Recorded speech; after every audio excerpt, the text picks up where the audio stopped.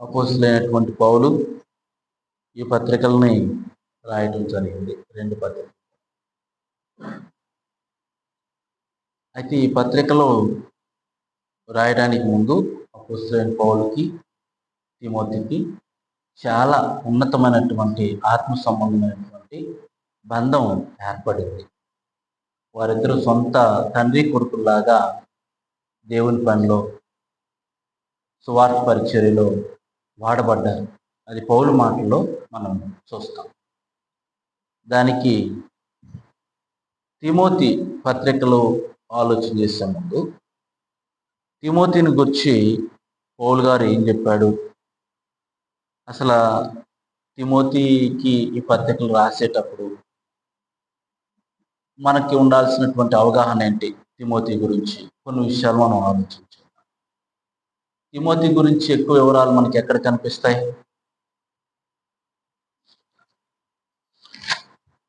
అపోస్తల కార్యములు 16వ అధ్యాయం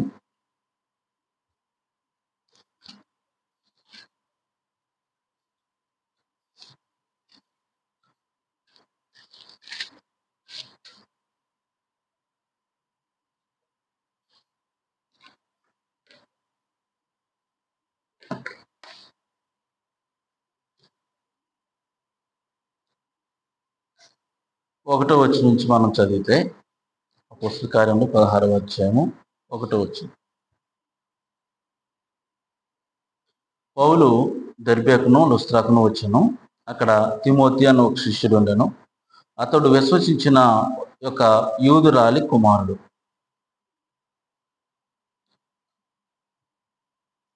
ఆ తర్వాత అతని తండ్రి గ్రీస్ దేశస్థుడు. మొదట తండ్రి గురించి రాద్దాం.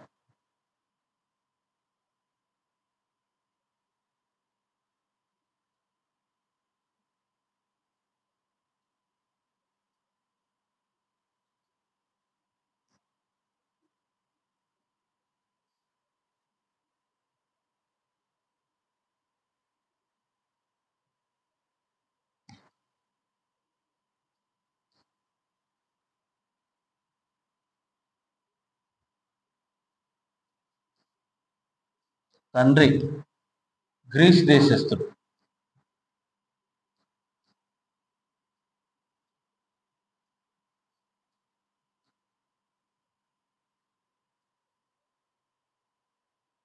అంటే గ్రీస్ వారు ఎక్కువగా దేవుని నమ్మిన వాళ్ళు ఉండరు. దేవుని యందు భయభక్తులు కలిగిన వారు లేదా విశ్వసించిన వారు అన్యులు ఎక్కువ గ్రీస్ దేశస్థులు. కాబట్టి ఆయన దేవుని నమ్మినట్టు కానీ ఆయన పేరు కానీ మనకి బైబిల్లో కనపడదు. కాబట్టి ఏమి రాయబడింది అంటే తండ్రి గురించి, తల్లి యూదురాలు, తండ్రి గ్రీస్ దేశస్థుడు అని రాయబడింది. అయితే తల్లి పేరు రాయబడింది. తల్లి యూదురాలు, లేకపోతే పేరు చూద్దాం మనం. తిమోతికి రాసిన 2వ పత్రిక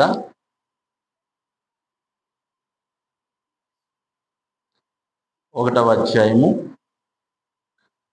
3-5 వచనాలు కలిసి ఉన్నాయి.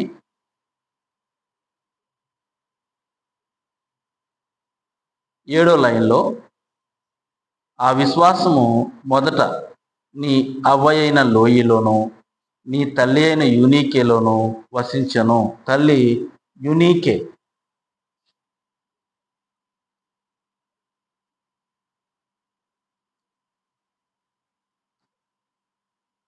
యూదురాలు.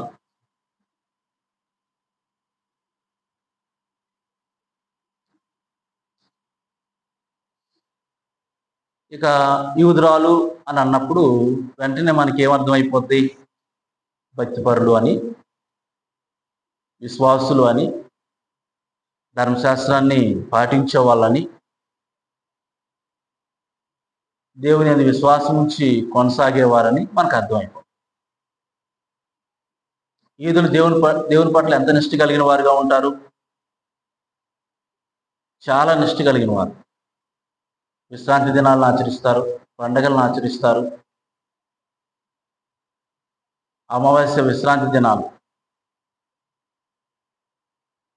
అలాగే ధర్మశాస్త్ర సంబంధమైన ఆచారాలన్నింటినీ కూడా వాళ్ళు ఆచరిస్తారు. చాలా నిష్ట కలిగి వాళ్ళు తమ విశ్వాసాన్ని కొనసాగిస్తారు యూదులు. అందుకే అపోస్తుల కార్యం చాలా సందర్భాల్లో యూదులైన భక్తి కలిగిన స్త్రీలను కొందరు, యూదులైన భక్తి గల స్త్రీలు, భయభక్తులు గల స్త్రీలు అని అంటాడు. అంటే యూదులు ధర్మశాస్త్రాన్ని దేవుడు వారికి ఇచ్చాడు కాబట్టి ధర్మశాస్త్రం అనుసరించి జీవిస్తూ ఉన్నప్పుడు వారు భక్తి కలిగినటువంటి వారుగా ఉన్నారు. అలాగే ధర్మశాస్త్రానికి ముందు అబ్రహాము యొక్క విశ్వాసము వారు కొనసాగిస్తూ ఉంటారు కనుక వారు దేవుని యందు భయభక్తులు లేనటువంటి వారుగా ఉన్నారు.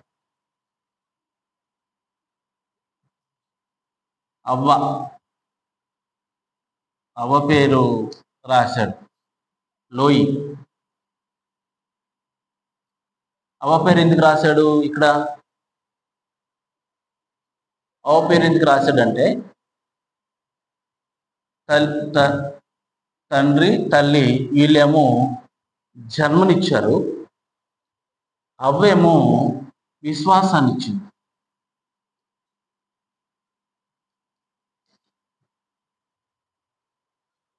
ఈ అవ్వ తిమోతి జీవితంలో మొదటేమో తన కుమార్తె అయిన యూనికేకి, ఆ తర్వాత మానవుడైనటువంటి తిమోతికి నిష్కపటమైన విశ్వాసంతో ఎలా బ్రతకాలో నేర్పించి, ఆమె విశ్వాసంగా బ్రతికి తన కుమార్తె విశ్వాసంగా ఎలా బ్రతకాలో నేర్పించింది, తన మనముడు కూడా విశ్వాసంతో ఎలా బ్రతకాలో నేర్పించింది. కాబట్టి పౌలు గారు తన అవ్వను కూడా మెన్షన్ చేశాడు రెండో పత్రిక రాస్తూ. అవ్వను ఎందుకు మెన్షన్ చేశాడంటే తల్లిదండ్రులు అయితే భౌతికమైన జన్మనిచ్చారు, అవ్వ అయితే విశ్వాస సంబంధమైనటువంటి జీవితాన్ని ఆయనకి సంక్రమించేటట్లుగా, తండ్రి వైపు నుంచి భక్తి లేదు, తండ్రి వైపు నుంచి విశ్వాసం లేదు, తల్లి వైపు నుంచి అయినా సరే విశ్వాసం కలిగే విధంగా అవ్వ ప్రోత్సహించింది. ఈరోజు మనం కూడా చూస్తుంటాం కదా చాలా సందర్భాల్లో, ఒకవేళ తండ్రి వైపు నుంచి విశ్వాసం లేకపోతే తల్లి వైపు నుంచి కొంతమంది విశ్వాసులు అయినటువంటి సందర్భాన్ని మనం చూస్తాం. ఒకవేళ తల్లి వైపు నుంచి విశ్వాస సంబంధమైనటువంటి ఛానల్ లేకపోతే తండ్రి వైపు నుంచి కొంతమంది విశ్వాసులై దేవుని బిడ్డలుగా అయినటువంటి సందర్భాల్ని మనం చూస్తాం. అలాగే ఇక్కడ కూడా తల్లి వైపు నుంచి యూదురాలైనటువంటి అవ్వ కుమార్తె అయినటువంటి లోయి నుంచి యూనికే నుంచి తిమోతి తల్లి వైపు నుంచి బంధువులు, తల్లి వైపు యూదులైనటువంటి బంధువుల నుంచి ఆయన విశ్వాసం ఉన్నటువంటి జీవితంలోనికి చిన్న వయసు నుంచి ఆయన విశ్వాసంగా బ్రతికిన సందర్భాన్ని మనం చూస్తాం. అలాగే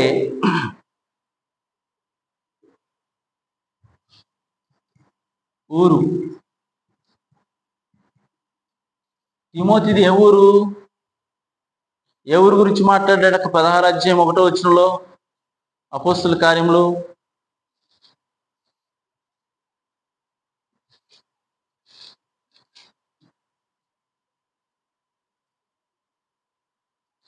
ఏ ఊరట?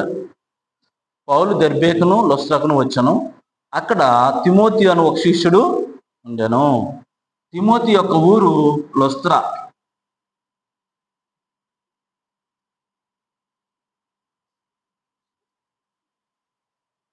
ఏ ఊరట? తిమోతిది ఊరు లొస్త్ర. 2 తిమోతి 3వ అధ్యాయము 14వ వచనాన్ని మనం చదివితే,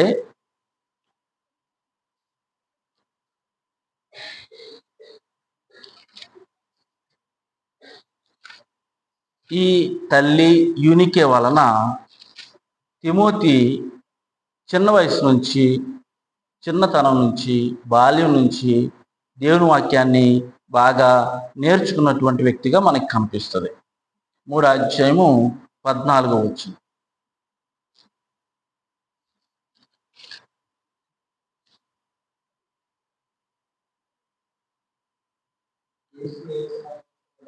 క్రీస్తు యేసునందు ఉంచవలసిన విశ్వాసము ద్వారా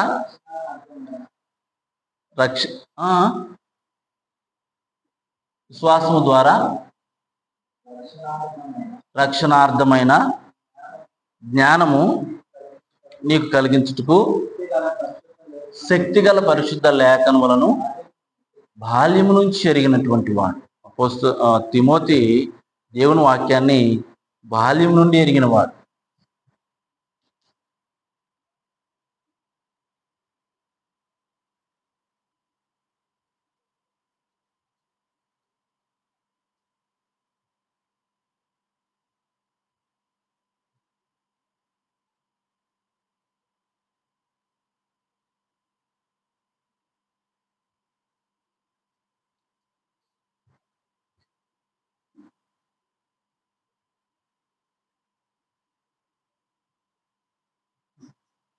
బాల్యం నుండి ఎరిగిన వాడు.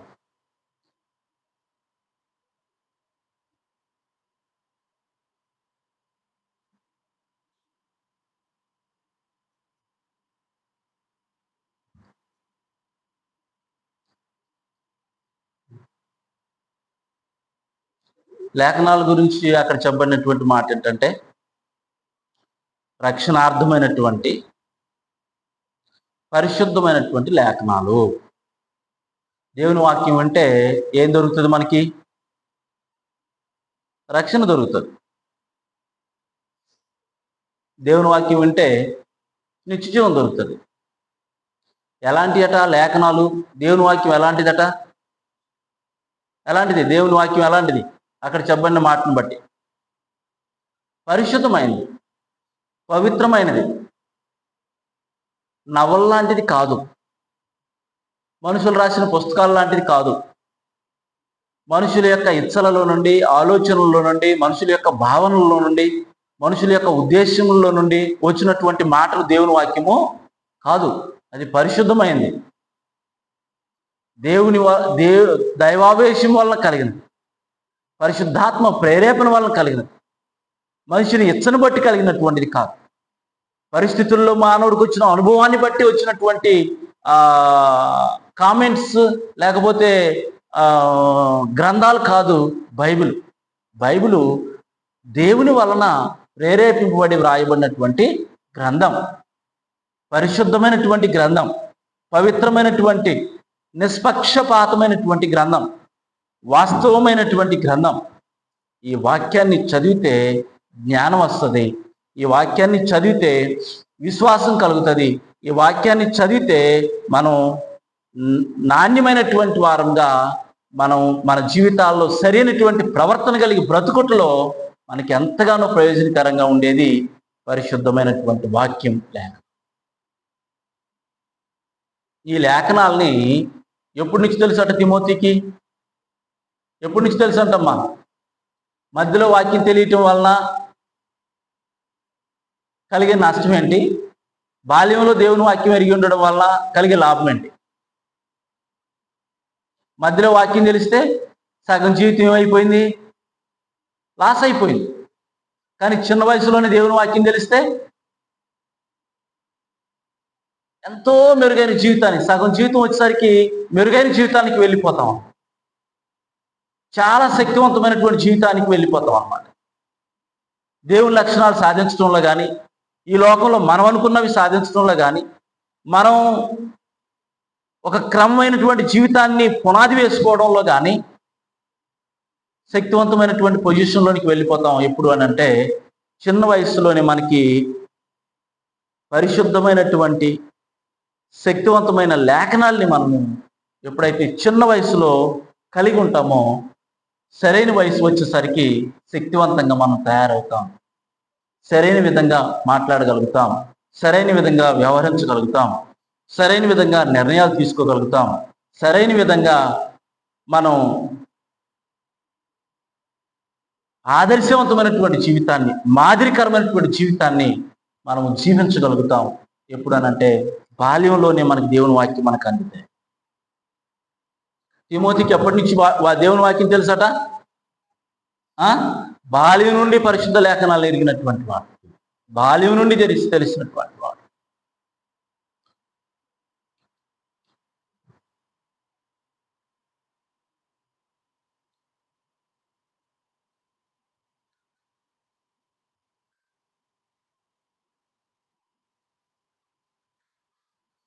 అపోస్తుల కార్యంలో 16వ అధ్యాయంలోనే మనం చూస్తే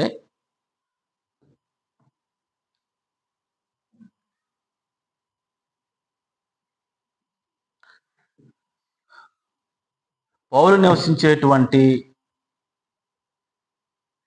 లుస్త్రా, దెర్బే పట్టణాల్లో తిమోతి మంచి పేరు పొందినటువంటి వాడుగా ఉన్నాడు. అంటే బాల్యంలో వాక్యం విన్నాడు కనుక, బాల్యంలోనే అతనికి మంచి పునాది పడింది కనుక, బహుశా తండ్రి గ్రీసు దేశస్థుడై అన్యుడై ఉన్నప్పటికీ కూడా తల్లి తన అవ్వ యొక్క విశ్వాసం వలన దేవుని వాక్యాన్ని అతను నేర్చుకున్నాడు కాబట్టి, బాల్యంలో అతను వాక్యం నేర్చుకున్నాడు కాబట్టి, అతను ఎలా జీవించాడు, అతని క్యారెక్టర్ ఎలా ఉంది, అతని ప్రవర్తన ఎలా ఉంది అని మనం ఆలోచన చేస్తే, ఇక్కడ 16వ అధ్యాయంలో మనం కిందకి చదువుకుంటూ వెళ్తే లుస్త్రా, ఈకొనియా అను పట్టణాల్లో మంచి సాక్ష్యాన్ని అతను పొందినటువంటి వాడిగా ఉంటాడు. అంటే తిమోతి అద్భుతమైనటువంటి పరిచర్య చేశాడు, అద్భుతమైనటువంటి సేవ చేశాడు. పౌలు గారికి బలమైన సహకారాన్ని అందించాడు తిమోతి. ఎవరు అందించినటువంటి శక్తివంతమైనటువంటి సహకారాన్ని తిమోతి పౌలు గారికి అందించాడు. దాని యొక్క ప్రభావము, దాని యొక్క బేస్ ఏంటి అంటే, బాల్య దినాల్లోనే దేవుని వాక్యాన్ని ఎరిగి అనేక మందిలో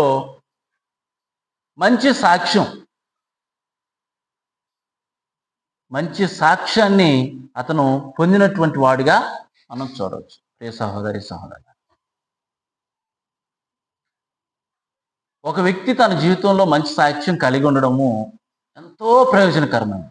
మామూలు ప్రయోజనకరమైనది కాదు, చాలా ప్రయోజనకరమైనది. ఆ వ్యక్తి జీవితంలో తను వేసే ప్రతి అడుగుకి కూడా తను కలిగి ఉన్నటువంటి మంచి సాక్ష్యము పెట్టుబడిగా ఉంటుంది,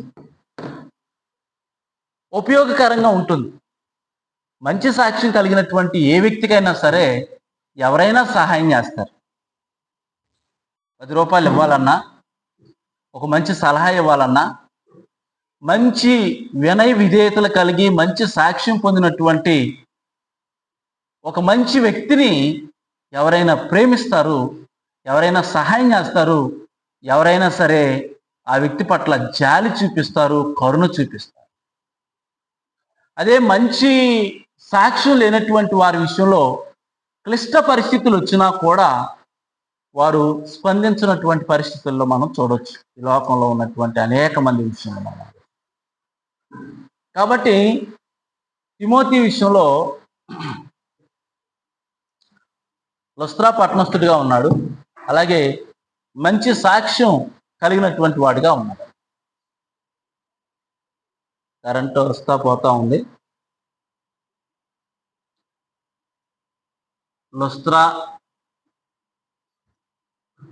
ఈకొనియా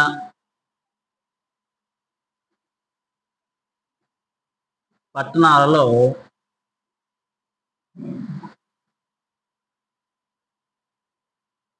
మంచి సాక్ష్యం పొందినవాడు.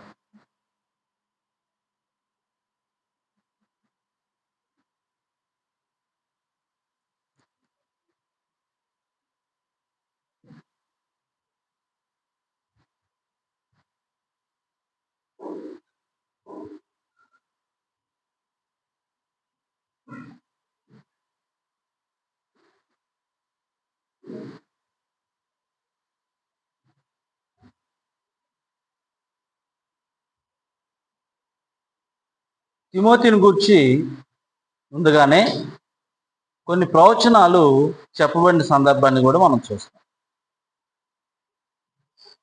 తిమోతి మొదటి పత్రిక 1:15 ఒకసారి చదవండి.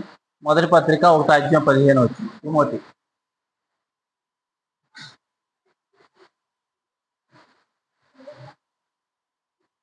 తిమోతికి రాసిన మొదటి పత్రిక 1:15.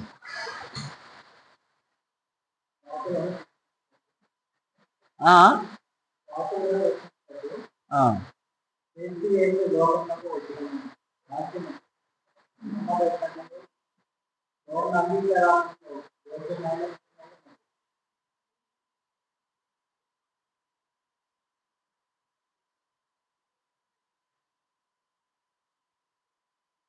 కరెంటు బాగా ఇబ్బంది పెడుతుంది మనల్ని. కరెంటు బాగా ఇబ్బంది పెడుతుంది. ఆపేసావు నాది వీడియో ఆపేసి.